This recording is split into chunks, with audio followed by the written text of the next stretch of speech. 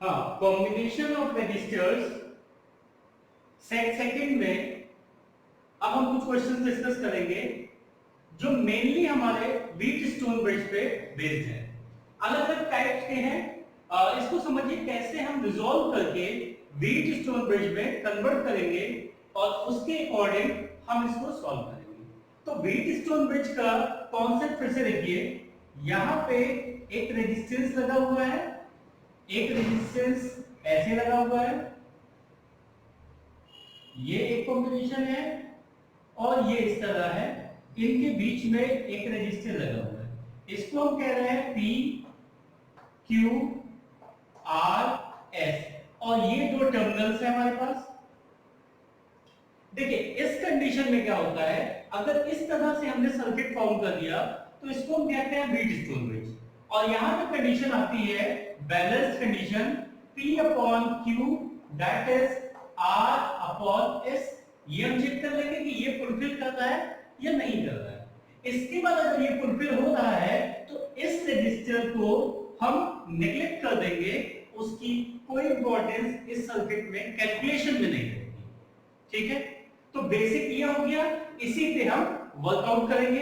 तो देखिए आज हमारे पास कुछ क्वेश्चंस हैं जिसमें फर्स्ट सेट में हमने कुछ क्वेश्चंस डिस्कस किए थे 12 क्वेश्चंस, उसके आगे हम इसमें डिस्कस कर रहे हैं। देखिए क्वेश्चन नंबर 13 है हमारा, क्वेश्चन नंबर 13। इसको देखिए ध्यान से, ये एक टर्मिनल ए है और ये टर्मिनल बी है। ठीक है, और ए से एक 5 ओम और 10 ओम दो रजिस्टर लगे हुए हैं। ऐसे ही बी से हमारे पास एक 10 ओम और एक 20 ओम लगा हुआ है। बीच में हमारे पास 30 ओम है। तो इसको अगर हम खींचेंगे तो हमारे पास ये फॉर्मेशन इस तरह से हो जाएगी। देखिए ये हमारे पास व्हीटस्टोन ब्रिज के रूप में सर्किट बन जाएगा। ये टर्मिनल हमारा ए हो गया और ये टर्मिनल बी हो गया।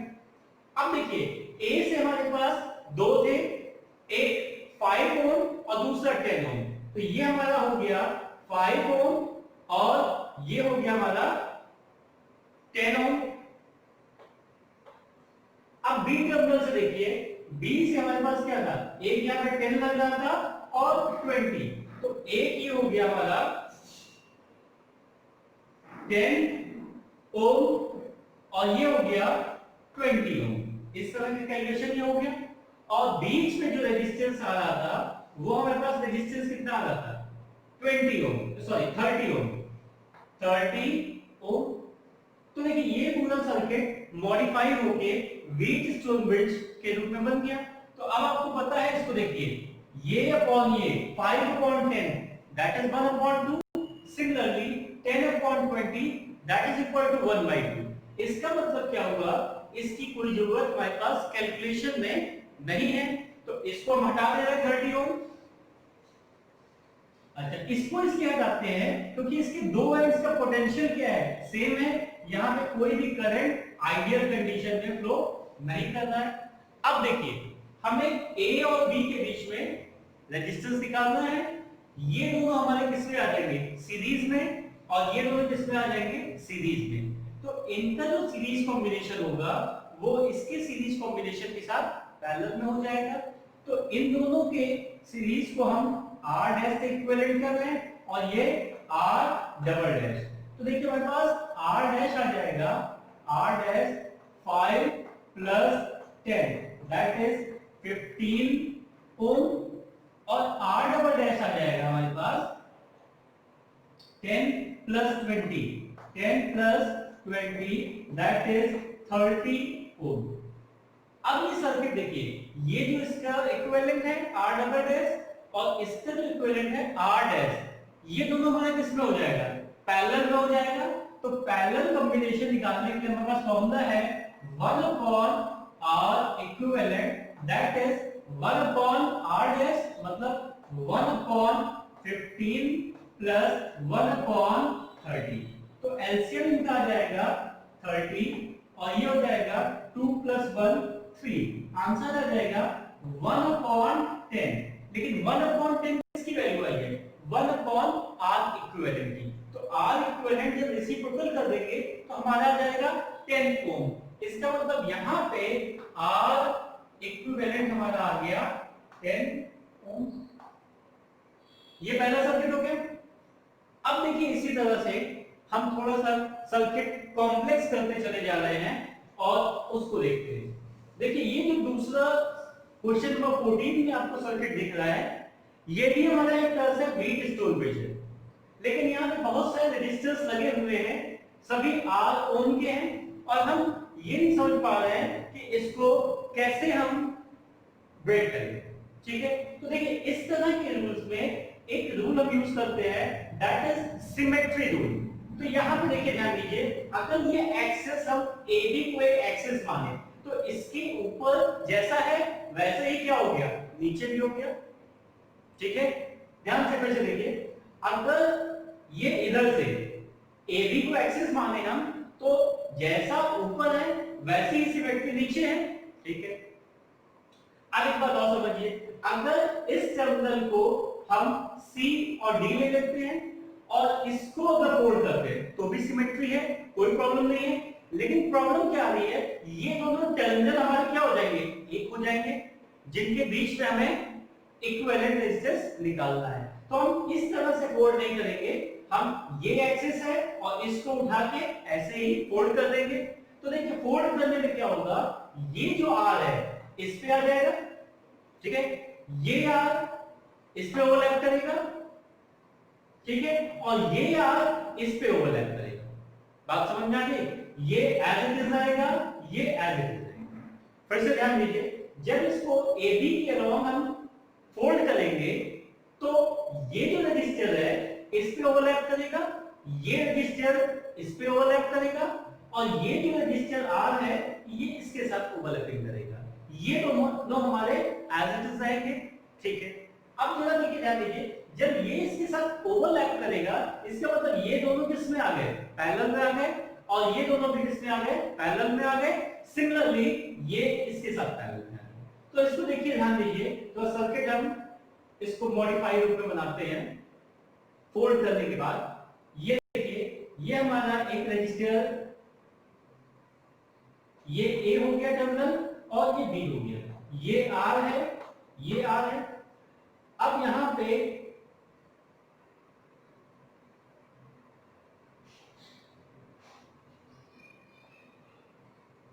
इस तरह का हमारा ये कॉम्बिनेशन अपर पार्ट है। अपर पार्ट में जब इसको ले जाएंगे यहां पे तो ये रजिस्टर इसके साथ पैरेलल में हो जाएगा। इसका मतलब ये रजिस्टर एक यहां पे लग गया, एक रजिस्टर ये लग गया, और एक रजिस्टर इसके साथ पैरेलल में हो गया। ये हमारे पास सिंपलीफाइड सर्किट हो गया इस कॉम्प्लेक्स सर्किट का। तो अब हम क्या करेंगे, जो हमारे पास पैरेलल है उनको हम पहले सॉल्व कर लेंगे। तो हमारे पास तीन सेट यहां पे पैरेलल दिख रहे हैं, ये भी R ओम है, ये भी R है, और ये भी R है। तो 1/R प्लस 1/R, देखिए 1/R plus 1/R that is 2/R। ठीक है, तो ये किसका होगा, 1/R इक्विवेलेंट की वैल्यू आती है। तो यहां से R इक्विवेलेंट की वैल्यू कितनी आ गई, R/2। इसका मतलब इन दोनों का इक्विवेलेंट कितना हो गया हमारे पास, R/2। सिमिलरली इनका भी R/2 हो गया और इनका भी R/2 हो गया। तो अब हम सर्किट को फिर से रीड्रॉ करते हैं, और रीड्रॉ करने के बाद देखिए हमारे पास क्या हो जाएगा, ये सर्किट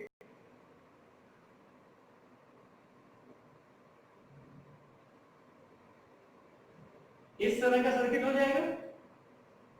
अब देखिए इसकी वैल्यू आ गई मेरे पास R/2, ये भी वैल्यू आ गई R/2, और ये वैल्यू आ गई R/2, बाकी एज इट इज है। अब जरा ध्यान से देखिए, ये एक तरह से हमारा व्हीट स्टोन ब्रिज का रूप आ गया। तो व्हीट स्टोन ब्रिज जब होगा हमारे पास, तो पहले हम ये देख लेंगे कि रेशियो हमारे पास क्या आ रहा है उसके अकॉर्डिंग। तो जब इसको हम मॉडिफाई रूप में, ये हमारे पास एक रजिस्टर यहां हो गया, एक रजिस्टर ये हो गया, एक रजिस्टर ये, और ये रजिस्टर। देखिए इसकी वैल्यू हो गई R/2, ध्यान से देखिए, और इसकी वैल्यू भी हो गई R/2। ये R हो गया और ये R हो गया। ये टर्मिनल B है हमारा, ये टर्मिनल A है, और बीच में दी वैल्यू हो गई R/2। इन दोनों का रेशियो लीजिए, R/2 R/2, रेशियो 1:1। यहां भी रेशियो क्या आ गया, 1:1। इसका मतलब ये सर्किट हमारा व्हीटस्टोन ब्रिज में चेंज हो गया है। अब हमारे पास कैलकुलेशन बहुत इजी हो गया है, तो हम क्या करेंगे, इस टर्मिनल को नेग्लेक्ट कर देंगे। अब नेग्लेक्ट करने के बाद ये दोनों हमारा किस में आ गया, सीरीज में आ गया, और नीचे के जो दो आर हैं ये भी सीरीज में आ गया। इसका मतलब अब हमारे पास जैसे पहले हमने किया था वैसे देखते हैं, इन दोनों के इक्विवेलेंट को r डैश ले रहे हैं, इन दोनों के इक्विवेलेंट को r डबल डैश। तो r डैश की वैल्यू हो जाएगी हमारे पास r/2 plus r/2, r/2 plus r/2, that is 2r/2, that means r। अब r डबल डैश की वैल्यू कितनी हो जाएगी, ये है r plus r plus r, that is 2r। अब ये दोनों कॉम्बिनेशन हमारा किसमें है, ये दोनों कॉम्बिनेशन पैरेलल में है, तो अब हम पैरेलल निकाल लेते हैं और इनका इक्विवेलेंट हमारे पास आ जाएगा।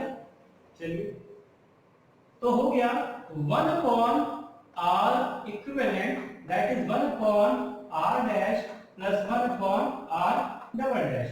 तो 1/r डैश की वैल्यू कितनी हो गई, ये r आ गया, इसका मतलब 1/r प्लस 1/2r। तो ये एलसीएम हो गया हमारे पास 2r और ये हो गया 3।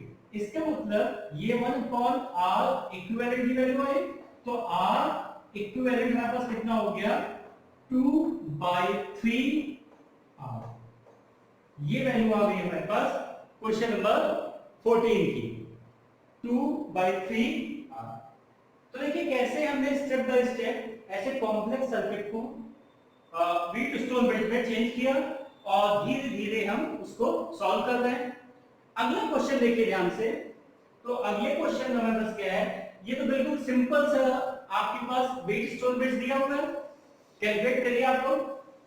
जब तक हम कर रहे हैं उसके पहले आप लोग कैलकुलेट कर लीजिए। देखिए यहाँ पे दो रेजिस्टर यहाँ पे लगे हुए हैं, दो यहाँ पे लगे हुए, एक बीच में। इसका मतलब ये जो सर्किट आ रहा है ये यहाँ से यहाँ तक, ये व्हीटस्टोन ब्रिज में है और ये एक अलग रजिस्टर लगा हुआ है। तो 15 को ध्यान से देखिए, 15 को जब हम व्हीटस्टोन ब्रिज में चेंज करेंगे तो हमारे पास आ जाएगा, ये टर्मिनल है ए, ये हो गया 2 ओम, ये हो गया 4 ओम, ये बी है, यहां पे आ गया आपका 3 ओम, और ये आ गया 6 ओम, बीच में क्या है आपका 5 ओम, ये हो गया 5 ओम।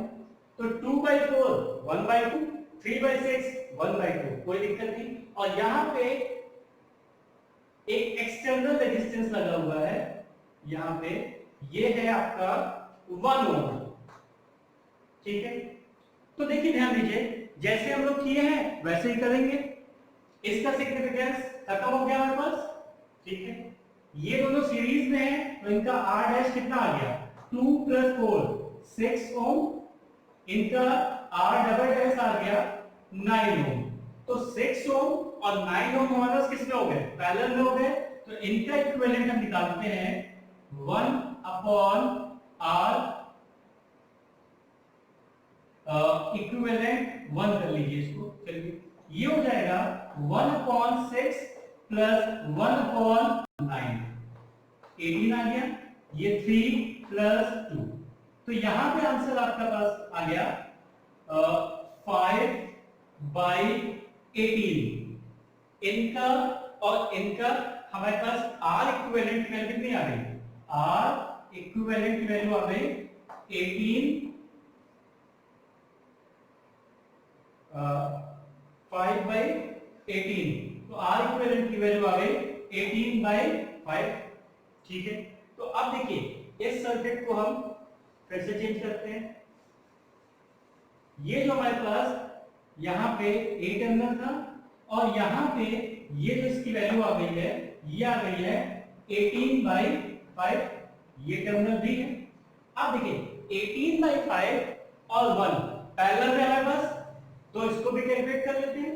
तो हमारे पास फाइनल 1/r इक्विवेलेंट ये आएगा, इसको उल्टा करेंगे 5/18 प्लस 1/1। तो इसका मतलब क्या हो गया? इसका मतलब ये हो गया कि जब एलसीएम हम लेंगे तो एलसीएम हमारे पास आ जाएगा 18 और ये आ जाएगा 5 प्लस 18। तो 18 प्लस 5 23/18 1/r इक्विवेलेंट। तो r इक्विवेलेंट की वैल्यू आ गई 18/23 ओम। देखिए बिल्कुल क्वेश्चंस वैसे ही हो रहे हैं जैसे बीट स्टोन ब्रिज पे है, लेकिन बस सर्किट को ब्रेक करना आपको आना चाहिए। ठीक है, इतने क्वेश्चंस हो गए हमारे पास। अब क्वेश्चन नंबर 16। देखिए 16 में अभी जो सिमेट्री रूल हमने लगाया था वही सिमेट्री रूल यहां पे भी अप्लाई करेंगे। उस सिमेट्री रूल से इसको धीरे धीरे शॉर्ट करते हुए हम बीट स्टोन ब्रिज में ब्रेक करेंगे। तो अब जरा यहां पे देखिए, ध्यान दीजिए, ये हमारे पास एक एक्सेस हो गया, ठीक है, ए और बी के बीच निकालना है। अगर इसको हम फोल्ड करते हैं तो फोल्ड करने पे ये 2 इस 2 के साथ आ जाएगा, ये 2 इस 2 के ऊपर ओवरलैप करेगा, ये इसके ऊपर ओवरलैप करेगा, ये इसके ऊपर ओवरलैप करेगा और ये इसके ऊपर ओवरलैप करेगा। इसके मतलब 1 2 3 4 5 रजिस्टर जो ऊपर है वही नीचे वाले 5 उन्हीं को ओवरलैप करेंगे। तो फाइनल हमारा रिजल्ट जो सर्किट बनेगा वो देखिए कैसे बनेगा। ये है हमारा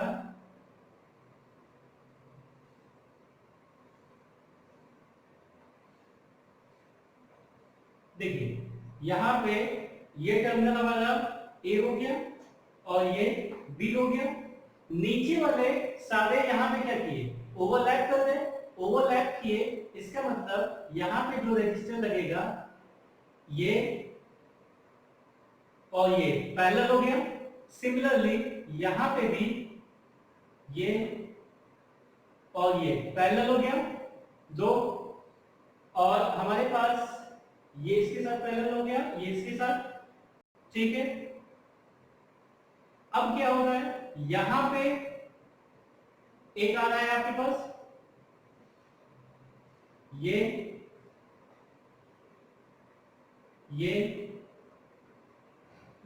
तो इसके साथ ये पैरेलल हो गया और इसके साथ ये पैरेलल हो गया, ठीक है।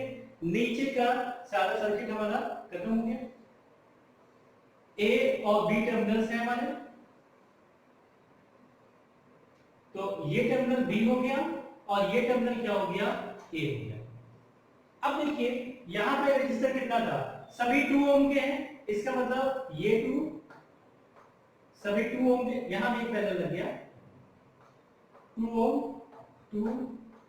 अच्छा, अब 2 ओम और 2 ओम का पैरेलल हमारे पास क्या आएगा, उसको ध्यान दीजिए, 1/2 plus 1/2 that is 2/2 equal to 1। तो ये सारे जो पैरेलल में है हमारे पास ये मॉडिफाई होके 1 बन जाएंगे। तो अब हमारे पास जो सर्किट बनेगा वो सर्किट ये होगा 1 ओम 1 ओम 1 ओम और ये 1 ओम।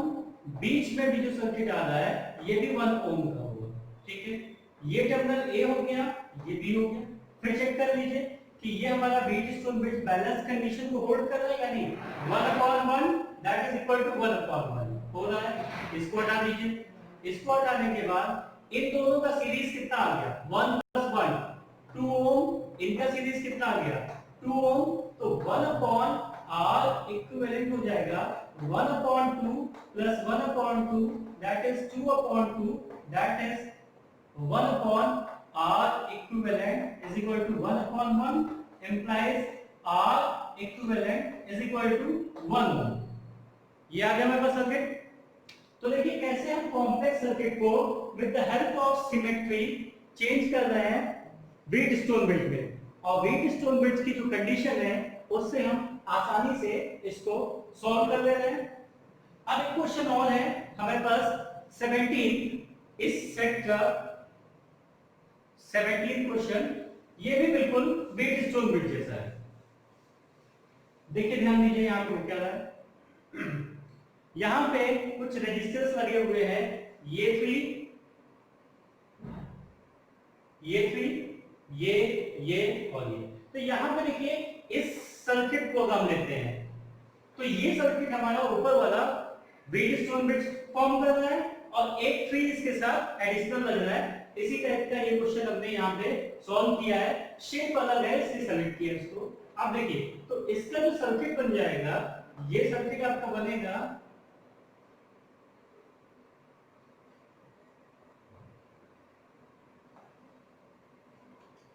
ये A हो गया, ये B हो गया, सब 3 ओम के हैं, 3 और इसके साथ एक एडिशनल आपके पास लगा हुआ है, ये भी 3 ओम का है। क्लियर? तो 3/3 1, 3/3 1, ये फॉलो कर रहा है, इसका मतलब इसको हटा देते हैं। इसको हटाने के बाद इन दोनों का इक्विवेलेंट कितना आया, 3 + 3 6 ओम, और ये भी आ गया 6 ओम। ये दोनों किसमें हो गए, पैरेलल में। तो हमारे पास 1/6 + 1/6 दैट इज 2/6 1/3। तो R इक्विवेलेंट कितना आ गया, 3 ओम आ गया। इन सभी का इक्विवेलेंट हमारे पास 3 ओम आ गया। ठीक है, तो हम यहां पे लगा देते हैं, ये हमारे पास कितना हो गया, ये हो गया 3 ओम। अब देखिए 3 ओम और 3 ओम हमारे पास पैरेलल में हो गए, तो इनका रिजल्ट आएगा 1/R इक्विवेलेंट दैट इज 1/3 + 1/3 2/3। तो R इक्विवेलेंट हमारा कितना हो जाएगा, R इक्विवेलेंट हो जाएगा 3/2। क्लियर? तो ये सारे हमारे जो क्वेश्चंस थे ये बेसिकली अलग अलग शेप में आते हैं, और इनका कॉन्सेप्ट क्या है कि ये व्हीटस्टोन ब्रिज पे है। अच्छा, नेक्स्ट थर्ड सेट में हम लोग डिस्कस करेंगे क्यूब से रिलेटेड क्वेश्चन और थोड़ा सा इनफाइनाइट नेटवर्क या कॉम्प्लेक्स सर्किट के बारे में हम डिस्कस करेंगे। तब तक इन सारे सर्किट्स को आप कई बार प्रैक्टिस करके इस पे कमांड कर लीजिए कि कैलकुलेशन आपका इजी हो जाए।